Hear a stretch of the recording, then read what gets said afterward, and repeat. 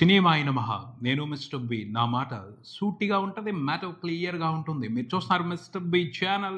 ఈ వీడియోలో మనం మాట్లాడుకుందాం బ్లడీ బెగర్. ఈ సినిమా గురించి మాట్లాడుకుందాం. తమిళనాడులో రిలీజ్ అయింది, బాగా ఆళ్ళ, మంచి పేరు రాల. ఈ సినిమాకి సంబంధించి ఇంట్రెస్టింగ్ డిస్కషన్ జరగల. రిలీజ్కి ముందు మాత్రం కొంచెం బజ్ చేసింది ఈ సినిమా, బాగుంటుందేమో అనిపించింది. కానీ రిలీజ్ అయిన తర్వాత మాత్రం మంచి రెస్పాన్స్ తీసుకోలేదు, అలా వచ్చింది, ఇలా వెళ్ళిపోయింది. ఓటీటీలో కూడా ఫాస్ట్గానే స్ట్రీమ్ అయ్యింది. నేను లేట్గా చూశాను. లేట్గా చూసిన తర్వాత కొన్ని విషయాలు అనిపించాయి. వాస్తవంగా అయితే మాట్లాడకూడదు ఈ సినిమా గురించి, ఏముంది ఏం లేదు లేని వదిలేయచ్చు, ఆడలేదు కదా వదిలిపెట్టేద్దాం అనుకోవచ్చు. కానీ 3 విషయాలు నన్ను పట్టుకున్నాయి, ఈ సినిమా గురించి మాట్లాడేటట్టు చేస్తున్నాయి. ఆ 3 విషయాల కోసమే మాట్లాడుతున్నా. ఏంటి ఆ 3 విషయాలు అంటే, ఒకటి నెల్సన్ చాలా పెద్ద డైరెక్టర్, మంచి కామెడీ సెన్స్ ఉంది, వండర్ఫుల్గా ఎంటర్టైన్మెంట్ని క్రియేట్ చేస్తారు, మాస్ పల్స్ తెలుసు, మాస్ ఆడియన్స్ని ఉర్రూతలూగిస్తున్నారు, పెద్ద పెద్ద కమర్షియల్ హిట్స్ కొట్టారు, జైలర్తో టాప్ డైరెక్టర్ అయిపోయారు తమిళనాడులో. అలాంటి డైరెక్టర్ ఈ సినిమాకి ప్రొడ్యూసర్. ఆయన ప్రొడ్యూసర్ అంటే ఖచ్చితంగా కథ వినుంటారు కదా, ఆ కథని ఆయనే ఓకే చేసి ఉంటారు కదా, ఆయన జడ్జిమెంట్ ప్రకారమే ఆ కథ సినిమాగా మారుంటది కదా. అసలు ఈ జడ్జిమెంట్ ఏంటి ఇలా ఉంది, దాని గురించి మాట్లాడాలనిపించింది. అందుకనే మాట్లాడటానికి డిసైడ్ అయ్యా. First point. Second point, Kevin సినిమాలో హీరో. డాడా మూవీని చాలా మంది చూసుంటారు. ఆ సినిమా చూసి కెవిన్ కి ఫ్యాన్స్ అయిపోయిన వాళ్ళు తమిళనాడులోనే కాదు 2 తెలుగు స్టేట్స్ లో కూడా చాలా మంది ఉన్నారు. అంత బాగా చేశాడు, అంత బ్యూటిఫుల్ గా యాక్ట్ చేశాడు. అలాంటి కెవిన్ ఓ బెగ్గర్ రోల్లో కనిపిస్తే నేనైతే షాక్ అయ్యాను. వీళ్ళ కమిట్మెంట్, ఏం కమిట్మెంట్ రా బాబు ఇది అని షాక్ అయ్యా. షాక్ అవ్వాల్సిందే.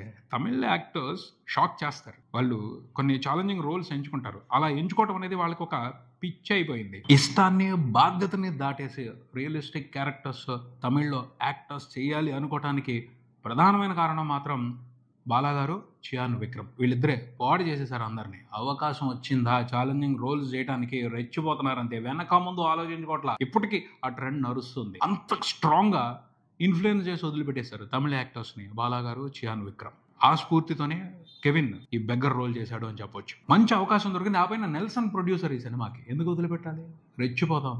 మనం కూడా చియాన్ విక్రమ్ అని అనిపించుకోవచ్చు, యాక్టర్గా మంచి గుర్తింపు ఉంటుంది, పోర్ట్ఫోలియోలో డిఫరెంట్ మైల్ స్టోన్ అవుతుంది. ఓకే చేసి ఉండొచ్చు. ఓకే చేసిన తర్వాత మాత్రం ఆగరయ్యా. తమిళ ఫిల్మ్ మేకర్స్ అలాగే ఉంటారు, తమిళ్లో యాక్ట్ చేసేవాళ్ళు అలాగే ఉంటారు. ఊహించని విధంగా రియాలిటీలో ఇన్వాల్వ్ అయిపోతారు. రియలిస్టిక్ గా యాక్ట్ చేయడానికి అస్సలు వెనక ముందు ఆలోచించరు. కెవిన్ అలాగే చేశాడు ఈ సినిమాలో. బెగ్గరగా ఎక్స్పెక్ట్ చేయలేం, ఊహించలేం, అంత సహజంగా యాక్ట్ చేస్తారు, అంత సహజమైన సిచ్యువేషన్స్లో యాక్ట్ చేస్తారు అని. బట్ దే ఆర్ టేకింగ్, వాళ్ళ రిస్క్ తీసుకుంటున్నారు. ఇంత కష్టపడ్డాడు, ఎందుకు ఆడలేదు ఈ సినిమా, ఎక్కడ జరిగింది తప్పు తెలుసుకుందామని అనిపించింది. అందుకనే చూశాను. చూసిన తర్వాత అర్థమైంది ఎక్కడ జరిగింది మిస్టేక్ ఏమిటి అనేది. ఇది రెండో కారణం. కెవిన్ కోసం ఈ సినిమాను చూడాల్సిన అవసరం ఏర్పడింది. అండ్ కెవిన్ ఎందుకు ఫెయిల్ అయ్యాడు. మూడో రీజన్ ఏమిటి అంటే, ఈ సినిమా గురించి ఎందుకు మాట్లాడాలి అనే దానికి, ఈ సినిమాలో ఒక డిఫరెంట్ ఎంటర్టైన్మెంట్ ఉంది. రెగ్యులర్ సినిమాల్లో ఉండేటటువంటి ఎంటర్టైన్మెంట్ లేదు, కొత్తగా ట్రై చేశారు. మన ఇండియన్ సినిమాల్లో కూడా ఇలాంటి ఎంటర్టైన్మెంట్ని అరుదుగా చూస్తాం, హాలీవుడ్ సినిమాల్లో ఉంటుంది. దాన్ని జాగ్రత్తగా తీసుకొచ్చారు. కాకపోతే మన ఆడియన్స్కి కనెక్ట్ చేసే దగ్గర ఈజీగానే ఫెయిల్ అవుతారు. ఎందుకంటే మనకి కనెక్ట్ అవడానికి సాంప్రదాయం ప్రకారం ఉన్న ఎంటర్టైన్మెంట్ కాదు ఇది. వేరే రకంగా మారిపోయి చూడాల్సిన సినిమా. ఈ సినిమాని చూడాలి, ఎంజాయ్ చేయాలి అంటే ఆడియన్స్ వేరే రకమైన ఫ్రీక్వెన్సీలోకి వెళ్ళాలి, మార్చుకోవాలి వాళ్ళ ఫ్రీక్వెన్సీని. రెగ్యులర్ ఎంటర్టైన్మెంట్ కోసం రెగ్యులర్ ఆడియన్స్ లాగా ఈ సినిమాకి వెళ్తే అస్సలు కనెక్ట్ అవ్వరు.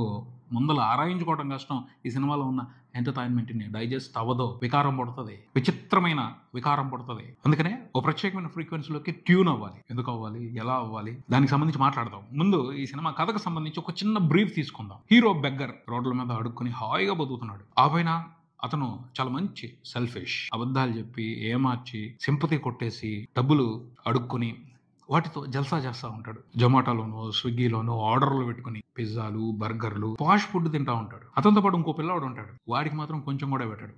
ఎందుకు పెట్టట్లేదు అనేది తెలియదు. చూసినప్పుడు మాత్రం మండుద్ది, ఈడేం హీరోరా, పక్కన పిల్లవాడిని పెట్టుకుని వీడు అడుక్కునే మొహం, ఈ బ్లాడీ బెగ్గర్ అని మనకు కూడా కోపం వస్తుంది. వాడి గురించి తిట్టుకుంటాం, వాడికి ఏదైనా తగిన శాస్తి జరగాలి అని అనుకుంటాం. ఆ పిల్లోడు కూడా శాపనార్థాలు పెడతాడు ఆ బెగ్గర్కి. ఈ బ్లడీ బెగ్గర్కి వచ్చింది పనిష్మెంట్కి అవకాశం వచ్చింది. ఎవరో పిలుస్తున్నారు, తేరగా తిందామని వెళ్ళాడు. ఓ పెద్ద ఆయన సంవత్సరికం అయితే పిలిచారు, రారా బాబు పంచపక్ష ప్రమాణాలతో మంచి నాన్ వెజ్ మీల్స్ పెడతామంటే వెళ్ళాడు. వెళ్ళినోడు తిని వచ్చేయాలిగా, చక్కగా తిని పెద్ద కోటలా ఉంది అక్కడ, ఆ బిల్డింగ్ లోపలికి వెళ్ళాడు చూసొద్దాం.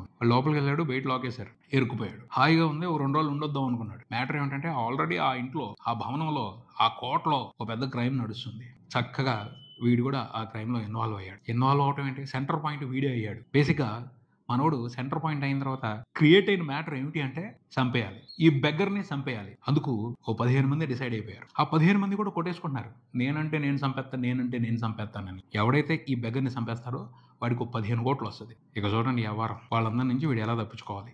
ఆ బిల్డింగ్ నుంచి బయటపడటానికి అవకాశం లేదు, ఎందుకంటే ఆ కోట చుట్టూతా రాక్షస కుక్కలు ఉన్నాయి. దొరికారో పీక్కుని తినేస్తాయి. లోపల ఉన్న 15 మంది కూడా రాక్షసులకి ఏమీ తక్కువ కాదు, వాళ్ళు కూడా పీక్కుని తినేస్తారు. వాళ్ళ స్వార్థం వాళ్ళది, వాళ్ళ టార్గెట్ వాళ్ళకుంది. ఇలాంటి సంక్లిష్టమైన పరిస్థితులు ఇరుక్కుపోయాడు మన బెగ్గర్. దాని నుంచి అతను ఎలా బయటపడ్డాడు తెలుసుకోవడం ఈ కథ. సింపుల్ గా ఇది కథ. వినడానికి బాగానే ఉంది కదా, చూస్తానికి మాత్రం విన్నంత ఈజీగా ఉండదు, ఎందుకంటే చాలా విషయాలు డిస్టర్బ్ చేస్తూ ఉంటాయి. చెప్పాను కదా, ఈ సినిమాని చూడాలంటే ముందు ఫ్రీక్వెన్సీ మార్చుకోవాలి, వేరే విధంగా ట్యూన్ అవ్వాలి అని. ఎలా ట్యూన్ అవ్వాలో తెలుసా? మంచి మానవత్వం, ఇలాంటి విషయాలను పట్టించుకోకూడదు. ఉన్నా మర్చిపోండి, ఆ ఫ్రీక్వెన్సీని మార్చేయండి, కొత్త ఫ్రీక్వెన్సీలోకి రండి. ఏంటో ఆ ఫ్రీక్వెన్సీ తెలుసా? మనలో ఎక్కడో ఒక మూల ఎక్కడో ఉంటుంది, మనం ఐడెంటిఫై చేయం కానీ తరచి చూసుకుంటే వెతికితే ఎక్కడో ఒక మూల ఉంటుంది. ఆ ఫ్రీక్వెన్సీలోకి వెళ్ళిపోవాలి. అదేమిటి అంటే సైకోలాగా మారిపోవాలి మనం. ఈ సినిమా చూస్తున్న కాసేపు సైకోలాగా మారిపోతే అప్పుడు ఈ సినిమాలో ఉన్న ఎంటర్టైన్మెంట్ ని ఎంజాయ్ చేయడానికి అవకాశం ఉంటుంది. ఎస్, నిజమబ్బా, నేను సరదాగా చెప్పట్లా. అలా మారలేకపోయారు కాబట్టే, మారే అవకాశం చిక్కలేదు కాబట్టే, అలా ఆడియన్స్ ని ప్రిపేర్ చేయలేకపోయారు కాబట్టే ఈ బ్లడీ బగ్గర్ అనే సినిమా ఆడలేదు, ఫెయిల్ అయింది, పెద్ద డిజాస్టర్ గా నిలిచింది అని చెప్తాను. అదే ఆడియన్స్ ఆ ఫ్రీక్వెన్సీలోకి మారిపోయి ఉన్నట్టయితే, లైట్ గా సైకోల్ గా మారిపోయి ఉన్నట్టయితే ఈ సినిమాని ఎంజాయ్ చేసేవాళ్ళు. మామూలు సెన్సిటివ్ మనుషులు ఈ సినిమాని ఎంజాయ్ చేయడం కష్టం. సైకో వ్యవహారం కొంచెం మన మైండ్ లోకి వస్తే ఎంజాయ్ చేయొచ్చు. కామెడీ సినిమానే, కాకపోతే సైకోలు ఎంజాయ్ చేసే కామెడీ అది. లైట్ గా సైకో తత్వం ఉంటేనే ఎంజాయ్ చేసే కామెడీ అది. చెప్పాంగా, కోట్లో ఓ 10-15 మంది ఉన్నారు, వాళ్ళందరూ బెగ్గర్ని చంపాలి అనుకుంటున్నారు. చంపటం అనేది క్రూయాలిటీ, చంపుతూ ఉంటారు, చంపుకోవటాలు నడుస్తూ ఉంటాయి, అందులో కామెడీని చూపిస్తూ ఉంటారు. మామూలు మనుషులు, మంచితనం ఉన్న వాళ్ళు క్రూయాలిటీలో ఉన్న కామెడీని ఎలా ఎంజాయ్ చేయగలుగుతారు? సైకోలే కదా అలాంటి క్రూయల్ కామెడీని ఎంజాయ్ చేయగలిగేది. సో మనం మారాలి, లైట్గా సైకోల్ అవుతేనే ఆ కామెడీని ఎంజాయ్ చేయగలుగుతాం. అది పరిస్థితి. అక్కడ ఆ క్యారెక్టర్స్ అన్ని కూడా పిచ్చిగా వింతగా బిహేవ్ చేస్తూ ఉంటాయి. కామెడీగానే అనిపిస్తుంది, కానీ చేసేదంతా బ్రుటాలిటీ, దారుణంగా బిహేవ్ చేస్తూ ఉంటారు. ఒక మనిషిని చంపడానికి వెనక ముందు ఆలోచించుకోరు, చంపుతూ ఉంటారు. హీరో కూడా చచ్చిపోతాడు, ఏమనుకుంటున్నారు మీరు? అని కూడా చంపేస్తారు, చాలా దారుణంగా ఘోరంగా చంపుతారు. దాన్ని ఎలా కామెడీ అనుకోవాలి మనం? కామెడీ అన్నట్టు చూపిస్తారు, ఆ క్యారెక్టర్స్ కామెడియన్స్ అన్నట్టే చూపిస్తారు. మనుషుల్ని దారుణంగా చంపుతా ఉన్నారు, అందులో కామెడీని ఎలా వెతుక్కోగలుగుతాం? ఆ కామెడీని మనం ఎలా ఎంజాయ్ చేయగలుగుతాం? మన మనస్తత్వం మార్చుకుంటేనే కదా ఎంజాయ్ చేయగలం. అది ఈ సినిమాలో ఉన్న డిఫరెంట్ ఎంటర్టైన్మెంట్, డిఫరెంట్ వ్యవహారం. కొంచెం ఇబ్బందిగా అనిపిస్తుంది, అందరూ దానికి ట్యూన్ అవ్వలేరు, కష్టం. చంపేస్తా ఉంటారు బాస్, నిజంగా మామూలుగా చంపరు. అలా చంపుతుంటే మనకి నవ్వు ఎలా వస్తుంది? ఎప్పుడు నవ్వగలుగుతాం అలాగా? అది పరిస్థితి. అన్ని క్యారెక్టర్లు కూడా కంప్లీట్ క్రూరత్వం నిండిన క్యారెక్టర్సే. పైకి కామెడీగా అనిపిస్తారు కానీ ప్రతి క్యారెక్టర్లోనూ ఒక క్రూయల్ పర్సన్ ఉన్నారు, ఒక రాక్షసుడు ఉన్నాడు. అవకాశాన్ని బట్టి ఆ రాక్షసుడు బయటకు వస్తూ ఉంటాడు, దారుణం చేస్తూ ఉంటాడు. అది పరిస్థితి.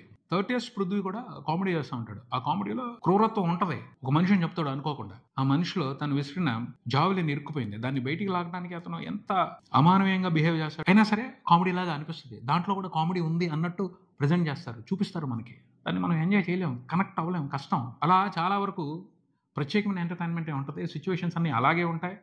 వాటిని మామూలు మనస్తత్వంతో, మంచితనంతో, మానవత్వంతో చూడలేం, ఎంజాయ్ చేయలేం. సైకోగా మారిపోవాల్సిందే, మారిపోతేనే ఆ ఎంటర్టైన్మెంట్ని ఎంజాయ్ చేయగలుగుతాం. ఇంకొక విషయం కూడా ఉంది ఈ సినిమాకి సంబంధించి. Beggar character, hero character. పోనీ హీరో క్యారెక్టర్కి సంబంధించి మనకి ఏదైనా ఒక క్లారిటీ ఇచ్చారు అనుకోండి, ఆ కామెడీని ఎంజాయ్ చేయకపోయినా ఆ కామెడీకి భయపడే వాళ్ళమేమో, లేకపోతే ఇంకేదైనా ఫీలింగ్ తీసుకునే వాళ్ళమేమో. హీరో విషయంలో కూడా ఒక తప్పు చేసుకుంటూ వచ్చారు. ఈ విషయానికి సంబంధించి మాత్రం నెల్సన్ మీద నాకు కోపం వచ్చింది. మీ జడ్జిమెంట్ ఏమైంది బాస్?